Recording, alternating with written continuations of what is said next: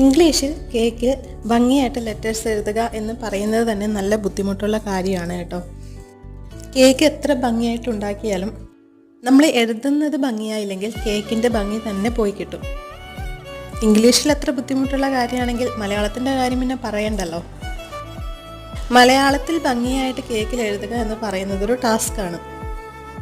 അങ്ങനെ മലയാളത്തിൽ എഴുതണം എന്ന് പറഞ്ഞ് എനിക്ക് കിട്ടിയ ഒരു ഓർഡറാണ് കേട്ടോ ഇത്. അച്ഛന് 1000 പിറന്നാൾ ആശംസകൾ എന്നാണ് എഴുതേണ്ടത്. ഓർഡർ വന്നപ്പോൾ തന്നെ കേക്ക് അവസാനം കുളമാക്കി കൈ കൊടുക്കാം എന്ന് ഞാൻ കരുതിയിരുന്നു. എന്തായാലും മലയാളത്തിലൊക്കെ എഴുതി വരുമ്പോൾ എന്തായാലും അത്യാവശ്യം കുളമായി കിട്ടുമല്ലോ. അങ്ങനെ ഒരു വിധത്തിൽ കഷ്ടപ്പെട്ട് ബുദ്ധിമുട്ടി എഴുതി സെറ്റാക്കി എടുത്തിട്ടുണ്ട് കേട്ടോ. അത്യാവശ്യം കാണാൻ കുഴപ്പമില്ലെന്ന് തോന്നുന്നു.